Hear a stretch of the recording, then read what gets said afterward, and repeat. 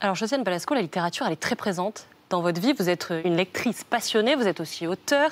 Et des écrivaines, vous en avez incarné. Il y a eu Marguerite Duras, dans J'ai tué Ben Barka. Il y a eu Simone de Beauvoir, dont vous avez lu La femme rompue.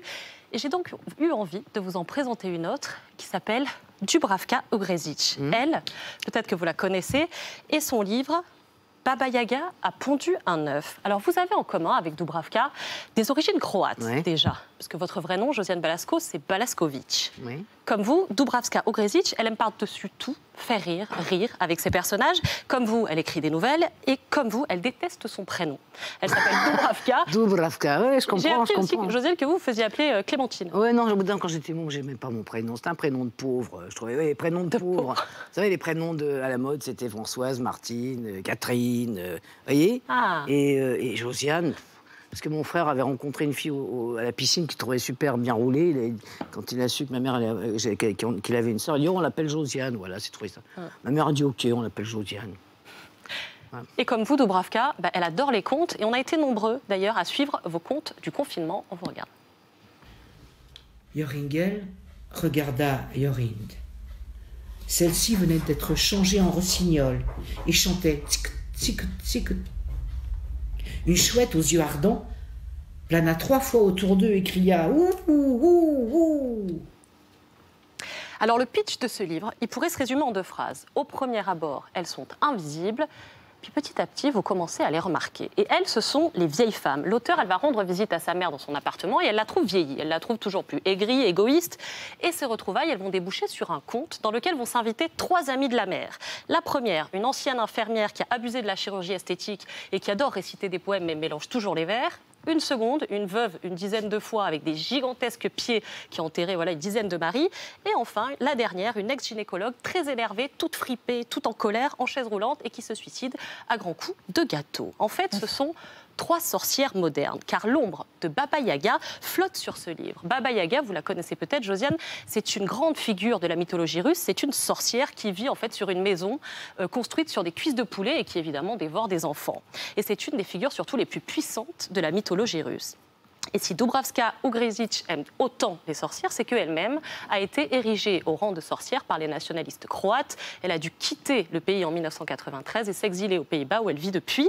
Alors forcément, les destins de femmes bannies, ça lui parle. En fermant ce livre, c'est un souffle de révolte en fait qui vous emporte, mais une révolte assez jouissive en fait, drôle et aiguisée comme l'esprit de ces femmes, à qui je laisserai le mot de la fin, vieillir dignement. C'est de la merde.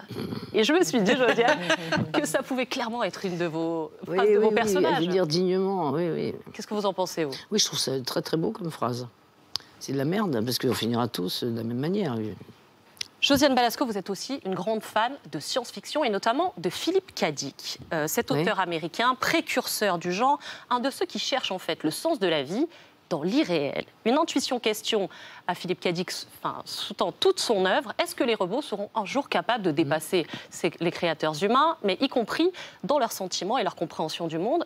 C'est une intuition question assez similaire qu'il y a dans ce livre de Kazuo Ishiguro, c'est Clara et le soleil. Pour moi, c'est vraiment mon coup de cœur de cette rentrée littéraire. Kazuo Ishiguro, c'est cet homme.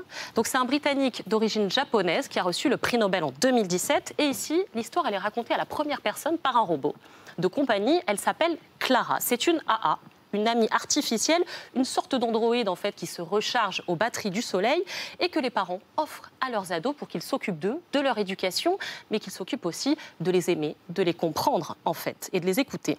Parce que dans ce futur-là, les enfants sont confiés aux machines par leurs parents et communiquent quasi exclusivement avec ses amis artificiels. Clara, l'androïde, elle va nous raconter sa rencontre avec une jeune fille qui est atteinte d'une maladie incurable et qui s'appelle Josie. Et au fur et à mesure que leur relation évolue, on assiste à la naissance d'une conscience chez Clara. En fait, elle développe des sentiments toujours plus profonds, plus complexes, vis-à-vis de son ado, mais aussi vis-à-vis des gens qui l'entourent. Elle est empathique, elle capte tout et elle aussi, elle n'a pas de passé. Ce qui fait qu'elle porte sur l'humanité, sur l'humain, un regard neuf, naïf, presque puéril, mais toujours très beau. Et les dialogues entre la jeune Josie et Clara sont vraiment émouvants. Vous verrez, si vous le lisez, ça reste vraiment ancré dans l'esprit. Et pour moi, c'est ça, le talent de Kazuo Ishiguro, c'est qu'il sème des graines qui verront éclore, qui sait, peut-être un jour, ce qu'il appelle, lui, des idées neuves. Et c'est ces idées neuves, ce sont ces idées neuves dont il parlait déjà à la remise de son prix Nobel en 2017. Et avec cette phrase, que vous avez accepté de nous lire, je crois, Josiane. Alors, en un temps où s'accélère dangereusement la division, nous devons écouter. Des écrits et des lectures de qualité briseront les barrières. Nous trouverons peut-être même une idée neuve, une grande vision humaine, autour de laquelle nous rassembler. Il vous inspire quoi, vous, Josiane Balasco, le futur de l'humanité? Le futur de l'humanité, c'est pas terrible. C'est pas terrible. Et à la fois, j'ai quand même foi en l'humain. Je me dis qu'il y aura quand même quelques justes qui vont... Il y aura bien quelques justes dans Sodome, quoi. Qu'est-ce qui vous choque? Il y en a eu quelques-uns. Dans cette société? C'est qu'on est dans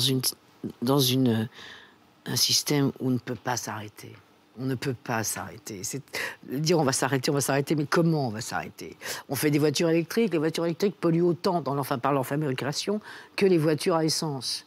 Voilà, on essaye, mais on est à un tel point que, à moins d'une catastrophe planétaire qui va tout balayer, et on arrête tout et on recommence. Vous êtes favorable à la décroissance?